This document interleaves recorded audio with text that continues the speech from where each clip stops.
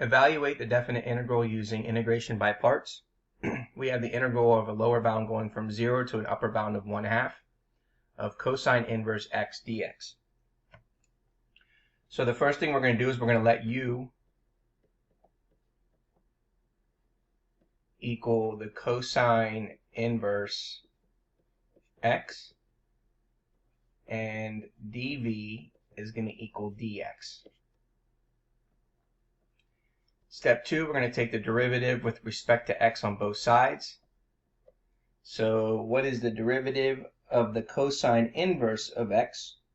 Well, we know that the derivative of the cosine inverse x is 1 over the square root of 1 minus x squared.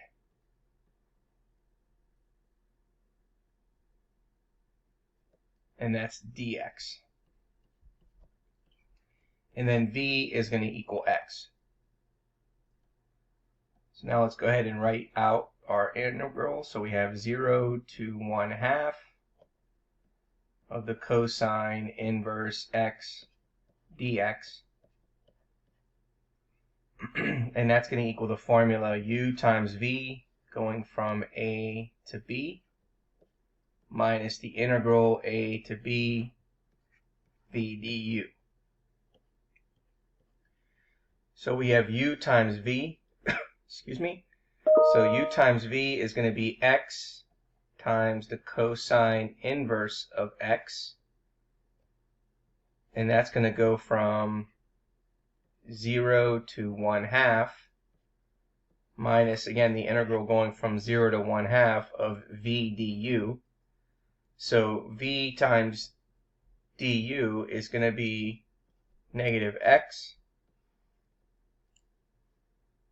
over the square root of 1 minus x squared, and that's dx.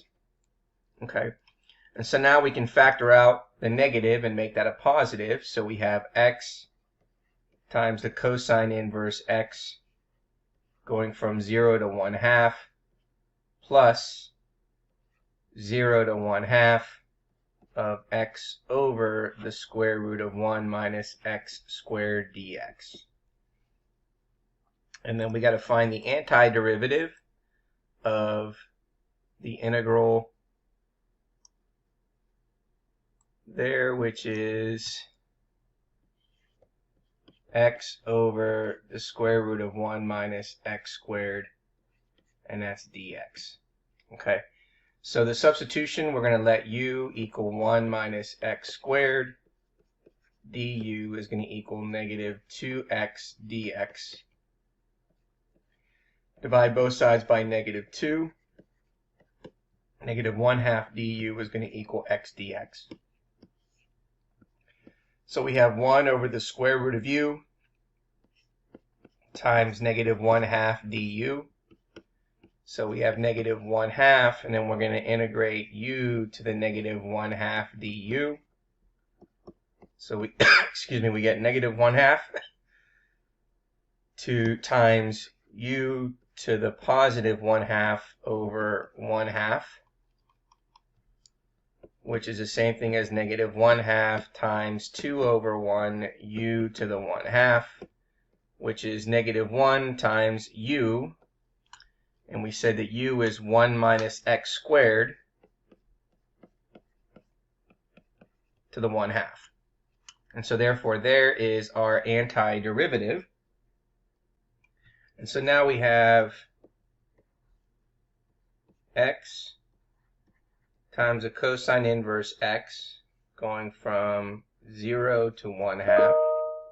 And then that's minus the square root now of 1 minus x squared going from 0 to 1/2.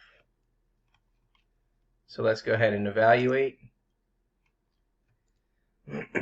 So we have 1/2 times the cosine inverse of 1/2 minus 0 times the cosine inverse of 0 minus 1 minus square root of 1 minus 1/2 squared minus the square root of 1 minus 0 squared. So this is equal to 1/2 times pi over 3 minus 0 minus, so if we simplify this, we have minus 1/2 squared is 1/4, and 1 is the same thing as 4 over 4. So that is the square root of 3 over 4. So that is the square root of 3 over the square root of 4, which is the square root of 3 over 2. So we have the square root of 3 over 2 minus the square root of 1 minus 0 is 1. Okay, so now let's go ahead and simplify this just a little further. So we have pi over 6. Distribute the minus sign, minus the square root of 3 over 2. Distribute the minus sign, plus 1. And if we wanted to make this all under the same denominator,